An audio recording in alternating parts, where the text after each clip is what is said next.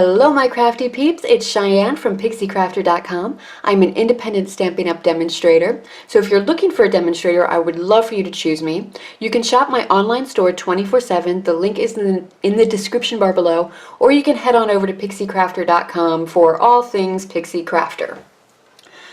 Alright, welcome to today's video. We are going to be doing a card, and I am loving the new background stamps from the new catalog, and I've got Postscript, and it's going to be so fun. I'm going to show you, we're going to play with an embossed resist technique, and it's so much fun. Like, I have great visions for this card.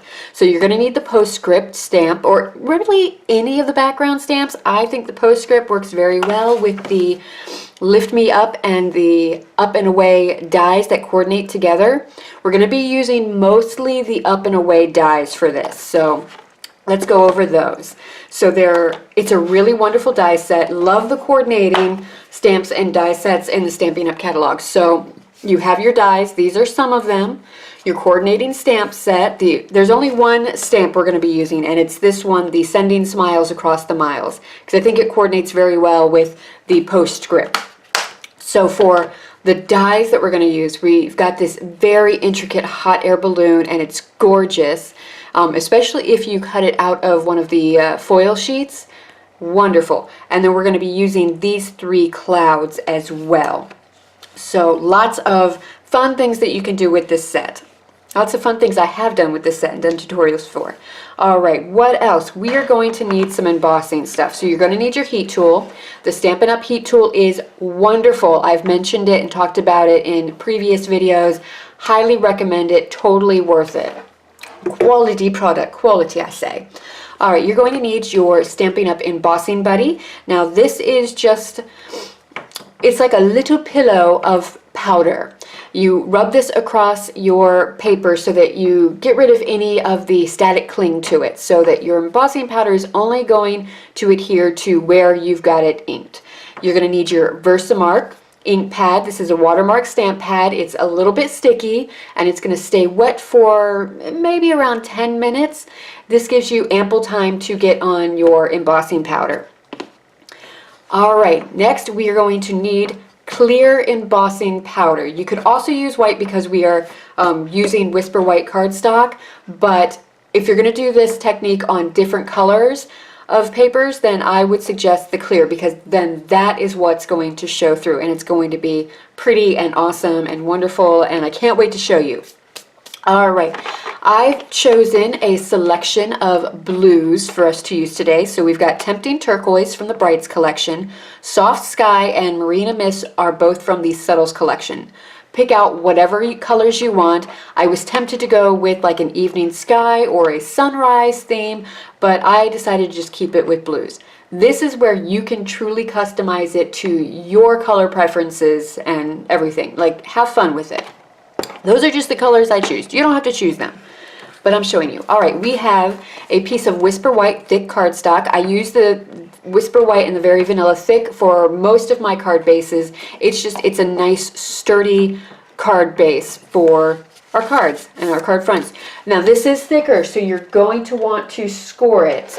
And that is where your Stampin' Trimmer is going to come in handy, because you do have a cutting blade and a scoring blade. And this goes all the way up to 6 1/4 inches before you have to swing out the arm. And then the arm goes up to, I believe it's 14 1/2 inches. And then over here you've got up to 1 1/4 inches to measure. So that is fun and handy to have. I've talked about the Stampin' Trimmer. I really think that it's one of the, if not the best trimmer that I've used, and I've used a lot of trimmers in my time. Alright, now I've got two pieces of Whisper White, just the regular cardstock. And I'm not sure how, like, if you're going to be able to see the difference in the thickness on the video, but you can definitely feel it. Like, this is thicker. It's good. This is fine when you're not wanting to add a whole lot of bulk to it, but you still need that Whisper White cardstock. For those of you who haven't used Stampin' Up's Whisper White cardstock, it is a dream to stamp on. It's a very smooth surface, and it takes stamping very well. So I've got two pieces here. These are both cut at 5 1/4, no, 5 1/2 by 4 1/4, and I do plan on one of these is going to be the card base. It's going to be cut down to 4 by 5 1/4 at the end, but I want to do all of like the stamping and the background technique first. And this other piece is what we're going to use to cut out all of our dies and do our stamping with too. Now we're also going to need, where is it? I forgot to pull it out. Our triple banner punch as well. I love this punch. I use it a lot in my card making. You also are going to need some adhesive. So I've got Dimensionals, the Tombow multi-mono liquid glue, and the snail. These are just good to have on hand. The fine tip glue pen is good too, just any of the adhesives. You're going to need your Big Shot. I'm using the magnetic platform, but you can use the standard base plates and everything that come with it. And because we've got this intricate die, you could use the precision platform, which actually I might do for that one. And you're also going to want your die brush. Now, this is the bottom of one of my paper pumpkin boxes that I didn't need anymore. So I just have my little foam mat and my die brush. I keep it in here. It collects all of the little pieces that can fall off from the dies. So this is just how I like to store it. I've also got my Stampin' Scrub and Stampin' Mist handy to clean off my stamps as I go. This is wonderful. If you're doing a lot of stamping, it's great. You should have it. It's great. It's great. All right, let's move on to step 1. All right, we've got all our bits and pieces. I'm going to pull in my die cut brush and I'm going to pop out the hot air balloon, and you can see it's kind of all stuck on. This is where the die brush is going to come in handy. So you're just going to kind of lightly go back and forth over it. It's going to help to knock out all the little intricate pieces, but it's also going to help to push the paper out of the die. So there we go. See, it just popped right out. And then I'm going to take and kind of work it through a little bit more. Now, if you are using our foil sheets to cut this out, one of my tricks is I will actually use a piece of wax paper. So I'll put down my piece of cardstock or the foil sheet, then I'll put down a sheet of wax paper, and then I'll put my intricate die over top of it, and I'll run that through my Big Shot, and that wax paper really helps it to just pop out. And as you're doing your die brush, it kind of helps to protect it a little bit from any sort of marks from the die brush or the die itself. So there we go. We've got all those little intricate details out, and isn't that just gorgeous? And then we've got our clouds too, so much fun. There we go. We have everything we need now to assemble our card. All right, we've got all of our bits and bobbles. One last thing. Now, I cut this at 1 inch strip, just straight across that bottom piece. And now I've got my triple banner punch. This will cut 1 inch, 1.5 inches, and 2 inch wide strips. So that comes in handy, doesn't it? All right, now I'm pretty sure I'm going to want this to be cut down just a little bit. So I'm going to go ahead and line it up all the way to the end and pop it. And I can see, it's going a little bit further across than I'm pretty sure I want. Actually, before I get all of that done, let's trim this down to the final measurements. That's going to be rather important. So I'm just going to trim off 1/4 inch off of 2 of the sides. There we go. Quick and easy. So that's going to pop on over there and have a nice border around it. So here we go. We've got this. This is going to go, over here, and then we've got some fun little clouds going by. How did I have this arranged? I think it was more for here, maybe. So that's roughly what I had in mind. So yeah, I want to cut that one just a little bit more. A little bit more. So I'm going to go ahead and pop it back through. So I'm going to flip that over just to make sure that I'm not seeing too much. So there we go. That's going to be perfect, just like that.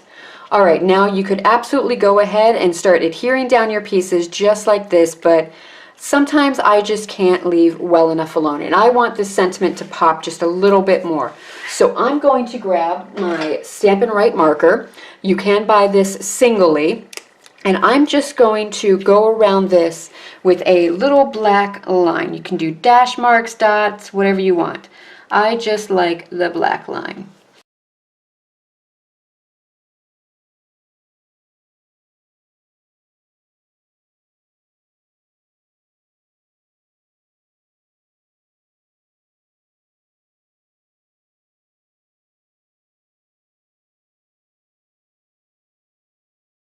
So there we go. Nice black line through there. It's going to make it pop up just a little bit more, and I'm kind of thinking that maybe I want to do something. Okay, I know what I want to do. I want to do some Wink of Stella on those clouds. Now here we go. I've got my Wink of Stella. Stella! Get a little piece of scrap paper so I don't get glitter everywhere, and we're just going to color these really quick. If you've never tried the Wink of Stella brush, what are you waiting for? This is a fantastic way to add glitter to pretty much everything, and you don't have to worry about it getting everywhere. It's a wonderful shimmer and shine. You can make your own glimmer paper easy breezy, just like that. Now I'm going to keep the hot air balloon without the shimmer because I want that to be the part that stands out about it. All right, let's start assembling.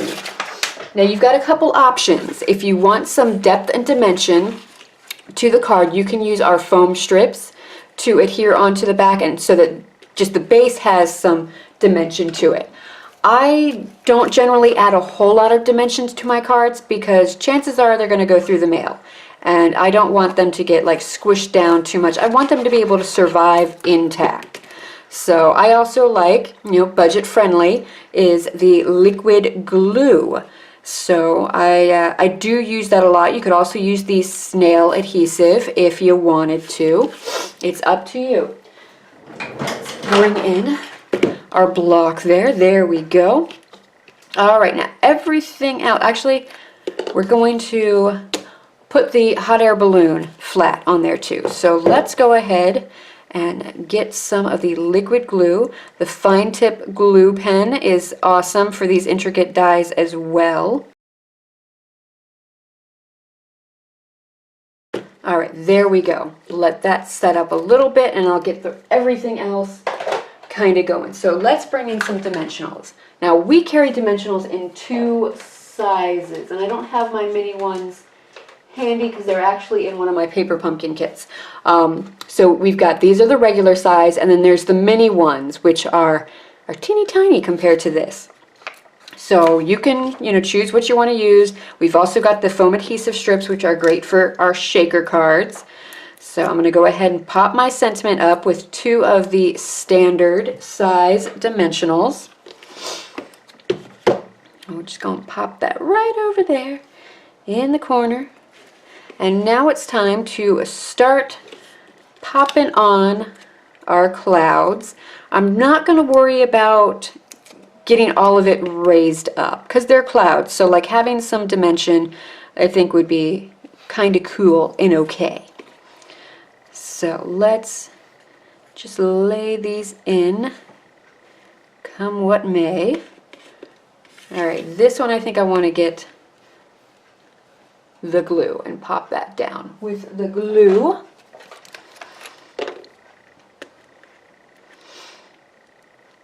Make it seem more like it's, coming in behind the little guy. And yeah, we'll do a dimensional for this one too. There we go. And I'm going to want that one to maybe hang off the edge over here just a little bit, just to give it a little bit more dimension so it doesn't just look like it's something that's stuck on there. All right, so there we go. There is our card for today. Isn't it fun? Let me zoom you in a little bit. So a lot of fun. That you can definitely see how this is something where if you change up the colors, you can change up the feel for the card. So you can make this You know, I definitely feel like this can be a masculine card. It can be a feminine card, depending on what color choices you have. Imagine the background with all of like the neutral colors, like your crumb cake, your Sahara sand, you know, early espresso. Like, it can be very masculine and travel friendly and just fun. Or you imagine it with all like the different pink colors, and it can just be like that bright pop and like super girly. You can start adding on like different the rhinestones, pearls, our glitter dots, our metallic enamel shapes, like lots of things that you can do to kind of amp it up and take it to the next level. But I kind of like how simple it is. I love how the blue is popping. Like, that's making my day right there. So I hope this has inspired you to, you know, get out your background stamps and do some heat emboss resist. So it's so much fun. It's so much fun. Oh, all right, that is it for today's video. Thank you so much for watching. If you liked what you saw, please go ahead and like and subscribe. Feel free to leave comments. I love when you leave me comments and give me feedback and everything. If you ever have like any ideas, any thoughts on, you know, ways to improve the project, any tips that you have, go ahead and share those in the comments. It's okay. I don't mind. Like, I don't claim to know everything. So I love learning. I love hearing what you guys have to say. All right, remember, a full list of the products I use can be found in the description bar below, along with links to my website, pixiecrafter.com. Remember, you can shop my online store 24/7. If you're over on my website, you can sign up for my monthly newsletter. You also have the option, if you are a U.S. resident, to sign up for my birthday club. I will send you a handmade birthday club in your birthday month as a sign of appreciation for supporting my small business. You can also follow me on Facebook and Instagram.